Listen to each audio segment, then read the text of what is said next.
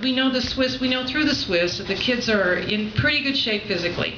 They say they're in good health, but at this point we're very, very worried about their psychological well-being and how they're doing mentally. They are very isolated from the outside world. They think the Swiss have told them about the vigils, which makes us feel good. The Swiss have told them about people doing benefits for them, so we know that they know that people are working for them here. But we still really worry about how this is affecting them after such a long time. During the holidays, like so many families, who get together during the holidays, it's especially hard for us because these are kids who would come home to see their families.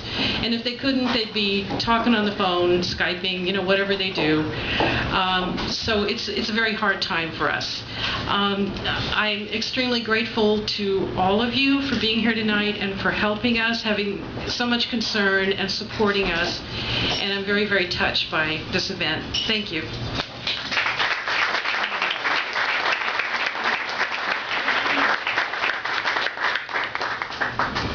Hey everybody, I just really want to thank you for coming out tonight. We've actually heard from inside Evan, from them indirectly, that they can feel when people gather and are supporting them. It really makes a difference. So please know that your presence here tonight makes a difference. This is actually my first public appearance after any of this happened. I've done some TV interviews, but I haven't actually done any public appearances. And I only have a minute, but I think a lot of people, everybody's been very supportive, but I think a lot of people, have a big question on their mind, which is like, how the hell did you end up there? What happened? Are you crazy? Did you go on some adventure, dare or something? It's kind of a long story, and I'll be around, so if you have questions, I'm happy to talk about it. But I think the easiest way to summarize it is if anyone in the room has ever been in a car wreck. You're from LA, so I assume a lot of you have. And it's one of those things that's, something can have major consequences, huge consequences on your life, on other people's lives. And the causes of it can be so unthinkably insignificant, so minor, so, you look over for the CD on the car seat and wham. And that's kind of how this situation feels.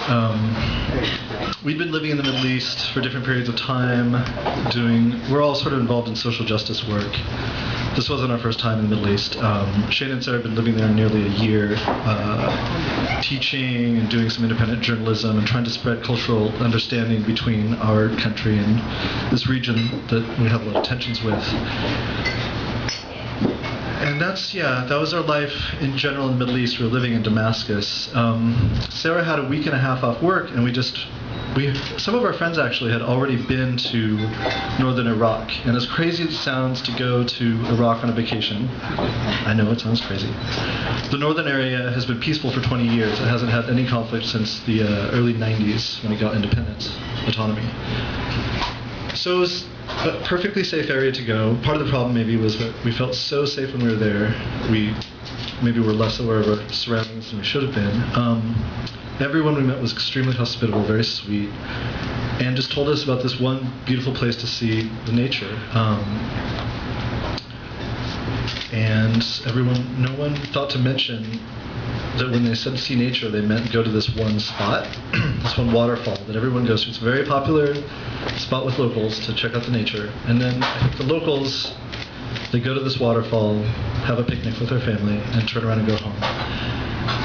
No one really told us that detail. They just said, go to this area, see this beautiful nature. And we're from California, we think Yosemite. We think you go to some place, you see nature, you can meander around, have some time. So they camped out that night, they kept walking. There was actually one trail. They were dropped off at a strip of restaurants, popular tourist spot. Walked up to this waterfall where everyone goes, popular tourist spot, and the same trail just kept going. There were no warning signs or anything. The locals don't go up it, but nobody thought to tell us not to. So they kept going. I talked to them 3 times. I was on my way to catch up with them. I was actually on a bus to meet them when I got the phone call from Shane that they'd been taken into custody. And it was like I got a call that they were on Mars or something, just like the last thing I expected. So we just had no idea where we were. Nobody mentioned the border.